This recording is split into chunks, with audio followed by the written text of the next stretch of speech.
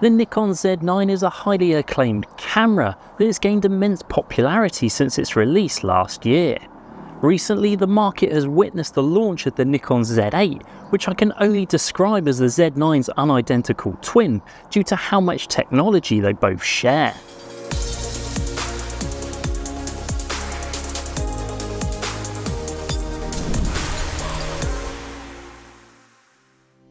Before we begin, I do want to mention that whilst I had the Z8, I wasn't feeling 100%, which is why I don't have the camera in my hands today, due to speaking on camera being a little bit difficult. I do, however, have lots of close-up shots of the Z8, along with some sample footage and stills. The Z8 is 30% smaller and weighs 430 grams less than the Z9, due to the absence of the built-in vertical grip. While it may not be the smallest full-frame mirrorless camera available, it does feel comfortable in your hands with the easy-to-access buttons that DSLR users will find familiar, although it is 15% smaller than the D850. Inside we find the same full-frame 45.7 megapixel stacked CMOS sensor, borrowed from the Z9, that's accompanied by the XP7 processor. This combination is the backbone to the Z8's performance, allowing for up to 20 frames per second of continuous burst shooting in both JPEG and RAW, with both autofocus and auto exposure available. This can increase to 30 frames per second when shooting JPEG only, and 60 frames per second when in DX cropped mode. Additionally, the camera can shoot an impressive 120 frames per second, although the resolution does step down to 11.3 megapixels. This is a great feature to capture all those fleeting moments that you wish to never miss. The Z8 also supports a top shutter speed of up to 32 thousandths of a second, which is a ridiculously fast speed, but will freeze almost anything that you wish to capture. Something I noticed when reviewing the images straight out of the camera is that the Z8's dynamic range is really rather impressive, resulting in nothing too dark in the shadows or anything too blown out in the highlights.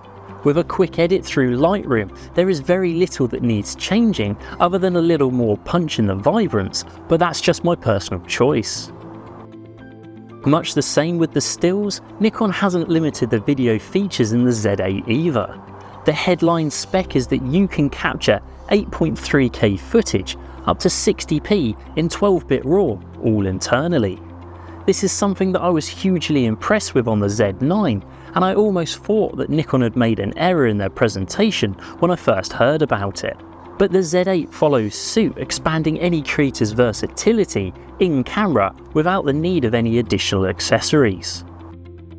For any high-speed situations, you can step down to Full HD and record up to 120p, allowing you to slow down the action even further.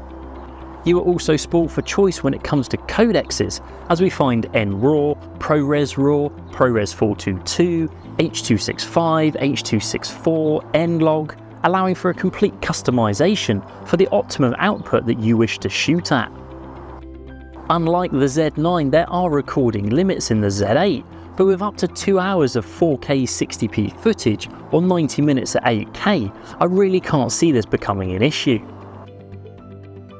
With a native ISO of 64 to 25,600, which can be expanded to ISO 32 up to 102,400, the Z8 performs just as you expect in low-light environments.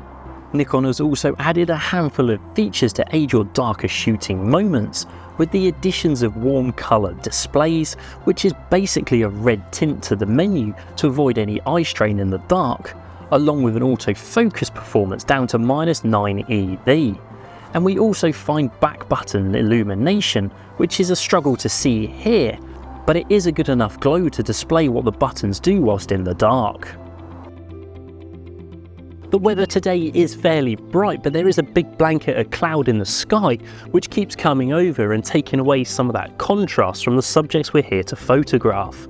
It's a really good test for those 493 autofocus points found inside of the Z8, along with that AI-based subject detection. You have the option of human, animal, car, motorbike, bicycle, train and aeroplane detection, and when using Nikon's 3D tracking feature, the Z8 locks on with ease. You can even customize the area of your subject that you wish to focus on, whether that's the eyes, the face, torso of a human, or the body, front or cockpit of a plane. Interestingly, whilst looking through the viewfinder, I did notice a few moments where the small little tracking box wasn't keeping up with the subjects that I was shooting. But when reviewing the images in post, they were absolutely flawless, and I imagine this is just down to one of the early versions of firmware that was inside of the Z8. The 3690,000 dot OLED electronic viewfinder, although not the highest resolution on the market, did appear bright, clear and responsive whilst using the camera. Tracking your subjects is also a breeze due to it being blackout free. There is also the option to use the 3.2-inch LCD monitor, which allows for a vertical and horizontal tilting. It is touch sensitive, and I really like that when you rotate it portrait, the screen display moves with you, making it easy to read your chosen settings. Powering the Z8 is the EN-EL15C battery, similar to that found inside of the smaller Z6 and Z7 cameras. This is considerably smaller than the Z9's battery and is rated up to 340 shots on a single charge. In reality, I found myself shooting far more than this quoted amount, including some video content too, without the need to change my battery throughout the time that I had the camera. On the side we find two USB-C ports, one for power and the other for transfer.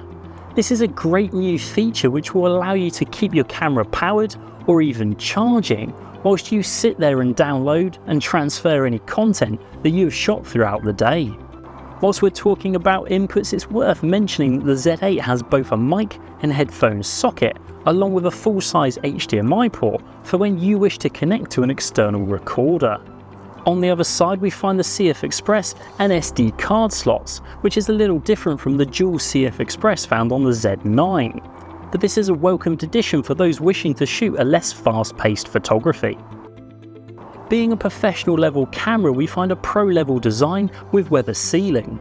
The Z8 doesn't adopt the same level of protection as the Z9, but it is being compared to that found on the D850, which as we all know was a pretty bomb-proof camera. For a camera with virtually the same spec found inside of Nikon's flagship Z9, the Z8 will appeal to many who may not have wanted that larger size from the Z9, but wish to benefit from an all-round high-performance camera that pushes that hybrid category thanks to the high-resolution stills and an impressive internal video recording. We do lose some of that battery life that we see in the Z9, but the Z8 is 30% smaller and still lasts for an acceptable amount of time.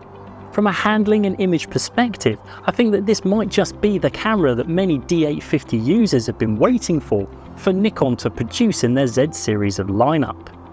Thanks for watching, and don't forget to hit subscribe, ring that bell to get notifications of all our latest content, and if you'd like any more information, please check out the link below or pop into your local London Camera Exchange.